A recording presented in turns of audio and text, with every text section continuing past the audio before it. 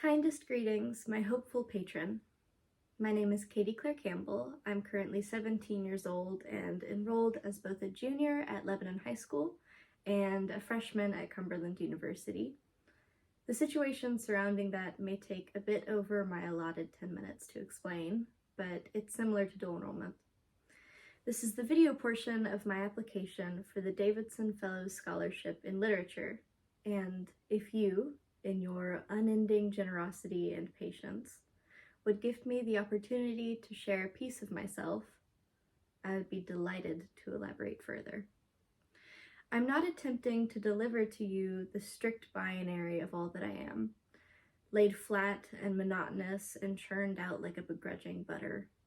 Instead, I ask that you join me in a slow waltz as I tell stories, longings, yearnings, as we two make little circles together, hand in gentle hand, tender and warm and hopefully at least the slightest bit endearing. Come with me and share a moment.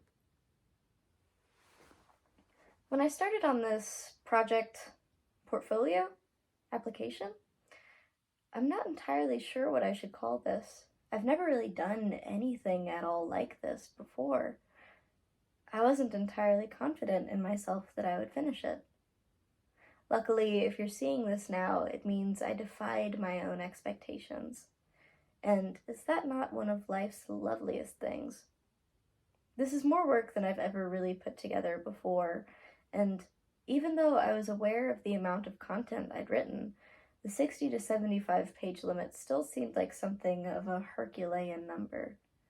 Not only that, but I had this crippling, crushing fear that the things I had written would all surely be inadequate.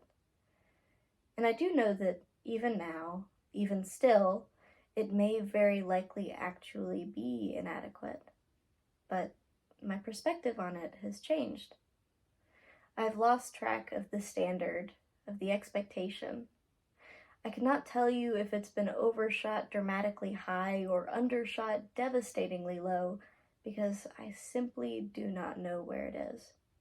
All that lingers on my mind, all that writhes and wraps spindly around my ever incessantly firing neurons, is you. You. My tentative and compassionate reader, the first to find me more akin to an actual author than a friend, a student, or a daughter. I've carried this work, a rodent, hunted and bleeding in my mouth, and I'm kneeling with all the thought and care I can compose to leave it, shiny, crimson, and warm at your feet.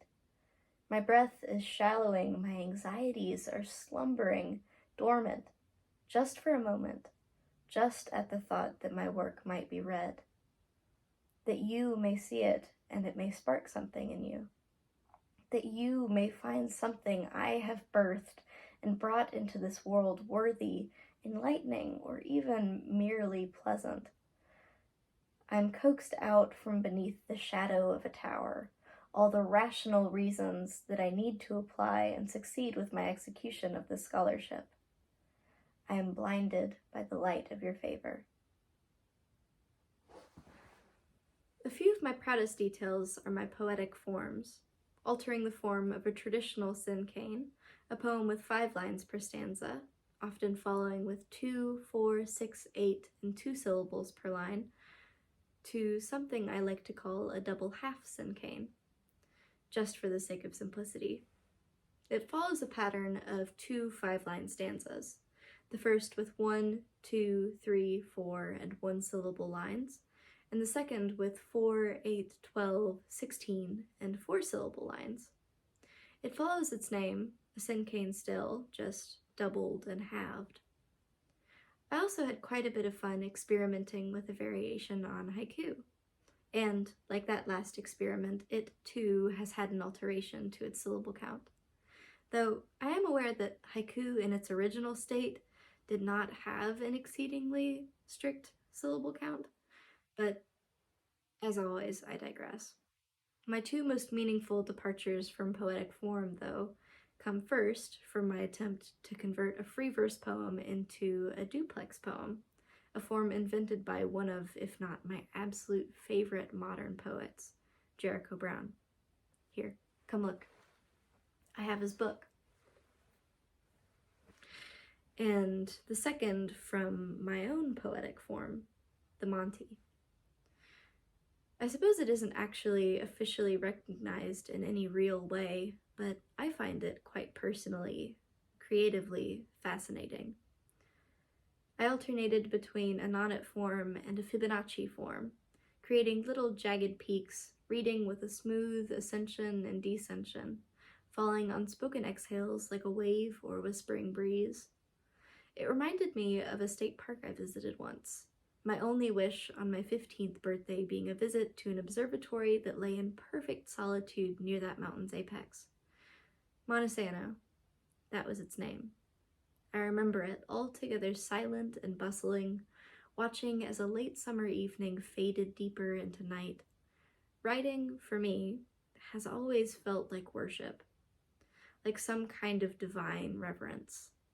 But I think, maybe, that was the moment I stopped deifying the people around me. Flings, bows, and all things flutteringly romantic. And I began to let my spine curve as my head was laid, bowed, at the altar of my true love eternal, the natural world.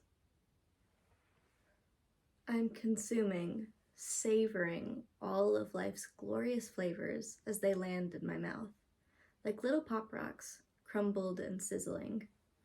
I am tasting each one, bit by everlasting bit, and I'm marveling. I write for the often overlooked wonders. I write of the minuscule and minute. There's always more to find beneath the loathsome guise of what is habitual, typical, and day by day. I hope I can draw even just a smidge of attention to that. When I make my eyes fuzzy with focus on the things I have to make a determined and cognizant choice to see, I am enchanted. I try, to the best of my feebly mortal abilities, to capture this, to give this to you, like a needle felting of a once-seen bird, soft and textured and light in your hands.